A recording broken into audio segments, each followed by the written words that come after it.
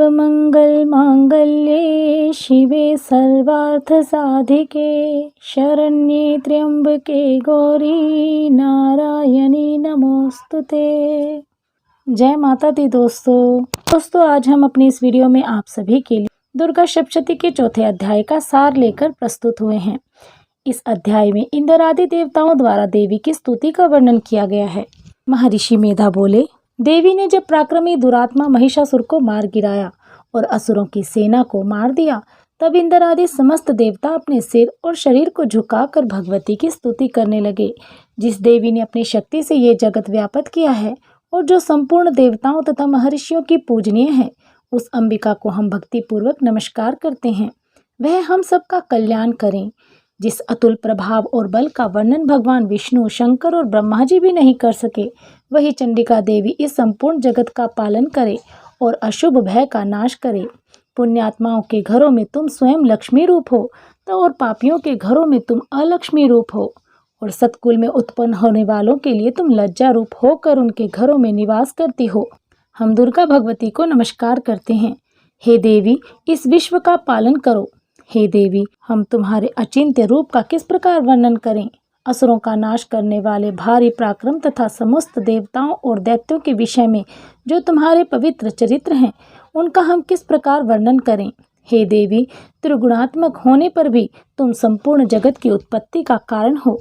हे देवी, भगवान विष्णु, शंकर आदि किसी भी देवता ने तुम्हारा पार नहीं पाया।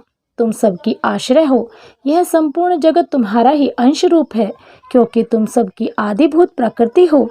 हे देवी, तुम्हारे जिस नाम के उच्चारण से संपूर्ण यज्ञों में सब देवता तृप्ति लाभ करते हैं, वह स्वाहा तुम ही हो। इसके अतिरिक्त तुम पितरों की तृप्ति का कारण हो, इसीलिए सब आपको स्वधा कहते हैं। हे देवी, वह विद्या जो मोक्ष को देने वाली है, जो अचिंत्य महाज्ञान स्वरूपा है, तत्वों के सार को वश में करने वाली, संपूर्ण दोषों को दूर करने वाले, मोक्ष की इच्छा वाले मुनिजन जिसका अभ्यास करते हैं, वह तुम ही हो। तुम वाणी रूप हो और दोष रहित ऋग तथा यजुर्वेद की और उद्गीत और सुंदर पदों के पाठ वाले सामवेद की आश्रय रूप हो। तुम भगवती हो। इस विश्व की उत्पत्ति और पालन के लिए तुम वार्ता के रूप में प्रकट हुई हो। तुम संपूर्ण संसार की पीड़ा हरने वाली हो। हे देवी, जिससे सारे शास्त्रों को जाना जाता है, वह मेधा शक्ति तुम ही हो, और दुर्गम भव सागर से पार करने वाली नौका भी तुम ही हो। लक्ष्मी रूप से भगवान विष्णु के हृदय में निवास करने वाली और भगवान महादेव द्वारा सम्मानित गौरी देवी तुम ही हो। मंद मुस्कान वाले निर्मल पूर्णचंद बिंब के समान और उत्तम स्वर्ण की मनोहर कांति से कमनीय तुम्हारे मुख को देखकर भी महिषासुर क्रोध में भर गया। यह बड़े ही आश्चर्य की बात है। और हे देवी, तुम्हारा यही मुख जब क्रोध से भर गया तो उदय काल के चंद्रमा की भांति लाल हो गया और तनी हुई भौं के कारण विकराल रूप हो गया। उसे देखकर भी महिषासुर के शीघ्र प्राण नहीं निकल गए। यह बड़े ही आश्चर्य की बात है। आपके कुपित मुख के दर्शन करके भला कौन जीवित रह सकता है। हे देवी, तुम हमारे कल्याण के लिए प्रसन्न हो। आपके प्रसन्न होने से इस जगत का अभ्युदय होता है, और जब आप क्रुद्ध हो जाती हैं तो कितने ही कुलों का सर्वनाश हो जाता है। यह हमने अभी अभी जाना है कि जब तुमने महिषासुर की बहुत बड़ी सेना को देखते देखते मार दिया। हे देवी, सदा अभ्युदय देने वाली तुम जिस पर प्रसन्न हो जाती हो, वही देश में सम्मानित होते हैं। उसके धन यश की वृद्धि होती है। उनका धर्म कभी शिथिल नहीं होता और उनके यहाँ अधिक पुत्र पुत्रियां और नौकर होते हैं। हे देवी, तुम्हारी कृपा से ही धर्मात्मा पुरुष प्रतिदिन श्रद्धापूर्वक यज्ञ करता है और धर्मानुकूल आचरण करता है, और उसके प्रभाव से स्वर्ग लोक में आता है, क्योंकि तुम तीनों लोकों में मनवांछित फल देने वाली हो। हे माँ दुर्गे, तुम स्मरण करने पर संपूर्ण जीवों के भय को नष्ट कर देती हो, और स्थिर चित्त वालों के द्वारा चिंतन करने पर उन्हें और अत्यंत मंगल देती हो। हे दरिद्र दुख नाशनी देवी, तुम्हारे सिवा दूसरा कौन है। तुम्हारा चित्त सदा दूसरों के उपकार में लगा रहता है। हे देवी, तुम शत्रुओं को इसलिए मारती हो कि उनके मारने से दूसरों को सुख मिलता है। वह चाहे नरक में जाने के लिए चिरकाल तक पाप करते रहे हों, किंतु तुम्हारे साथ युद्ध करके सीधे स्वर्ग को जाएं, इसीलिए तुम उनका वध करती हो। देवी, क्या तुम दृष्टिपात मात्र से समस्त असुरों को भस्म नहीं कर सकती?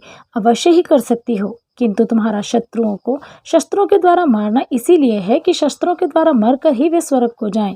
इस तरह से हे देवी, उन शत्रुओं के प्रति भी तुम्हारा विचार उत्तम है। हे देवी, तुम्हारे उग्र खड़ग की चमक से और त्रिशूल की नोक की कांति की किरणों से असुरों की आंखें फूट नहीं गई। उसका कारण यह था कि वे किरणों से शोभायमान तुम्हारे चंद्रमा के समान आनंद प्रदान करने वाले सुंदर मुख को देख रहे थे। हे देवी, तुम्हारा शील पूरे वृत्तांत को दूर करने वाला है और सबसे अधिक तुम्हारा रूप है, जो ना तो कभी चिंतन में आ सकता है और ना जिसकी दूसरों से कभी तुलना की जा सकती है। तुम्हारा बल व पराक्रम शत्रुओं का नाश करने वाला है। इस तरह तुमने शत्रुओं पर भी दया प्रकट की। हे देवी, तुम्हारे बल की किसके साथ बराबरी की जा सकती है तथा शत्रुओं को भय देने वाला इतना सुंदर रूप भी और किसका है। हृदय में कृपा और युद्ध में निष्ठुरता, यह दोनों बातें तीनों लोकों में केवल तुम्ही में देखने को मिलती हैं। हे माता, युद्ध भूमि में शत्रुओं को मारकर तुमने उन्हें स्वर्ग लोक पहुंचाया है। इस तरह तीनों लोकों की तुमने रक्षा की है तथा उन उन्मत्त असुरों से जो हमें भय था उसको भी तुमने दूर किया है। तुमको हमारा नमस्कार है। हे देवी, तुम शूल तथा खड़ग से हमारी रक्षा करो, घंटे की ध्वनि और धनुष के टंकार से हमारी रक्षा करो। हे चंडिके, आप अपने शूल को घुमाकर पूर्व, पश्चिम, उत्तर तथा दक्षिण दिशा में हमारी रक्षा करो। तीनों लोकों में जो तुम्हारे सौम्य रूप हैं तथा घोर रूप हैं, उनसे हमारी रक्षा करो तथा इस पृथ्वी की रक्षा करो। हे अंबिके, आपके कर पल्लवों में जो खड़ग, शूल और गदा सभी शोभा पा रहे हैं, उनसे हमारी रक्षा करो। आगे महर्षि बोले, इस प्रकार जब सब देवताओं ने जगत माता भगवती की स्तुति की और नंदवन के पुष्पों तथा गंध अनुलेपों द्वारा उनका पूजन किया, फिर सबने मिलकर जब सुगंधित व दिव्य धूपों द्वारा उनको सुगंधित निवेदन किया, तब देवी ने प्रसन्न होकर कहा। देवी बोली, हे देवताओं, तुम सब मुझसे मनवांछित वर मांगो। देवताओं ने कहा, भगवती, आपने हमारा सब कुछ कार्य कर दिया है, अब हमारे लिए कुछ भी मांगना बाकी नहीं रहा, क्योंकि आपने हमारे शत्रु महिषासुर को मार डाला है। हे महेश्वरी, तुम इस पर भी यदि हमें कोई वर देना चाहती हो तो बस इतना वर दो कि जब जब हम आपका स्मरण करें तब तब आप हमारी विपत्तियों को हरण करने के लिए हमें दर्शन दिया करें। हे अंबिके, जो कोई भी तुम्हारी स्तुति करे, तुम उसको वित्त, समृद्धि और वैभव देने के साथ ही उनके धन और स्त्री आदि संपत्ति बढ़ावें और सदा हम पर प्रसन्न रहें। आगे महर्षि मेधा, राजन, सुरथ और वैश्य को इस देवी दुर्गा के विषय में बताते हुए कहते हैं, देवताओं ने जब जगत के लिए और अपने लिए इस प्रकार प्रश्न किया तो बस तथास्तु कहकर देवी अंतर्ध्यान हो गई।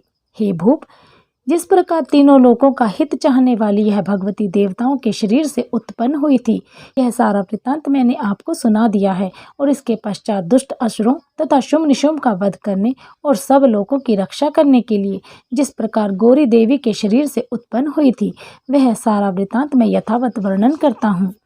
बोलिए अम्बे जगदम्बे माता की जय। तो दोस्तों, चौथा अध्याय यहाँ पर संपूर्ण हुआ।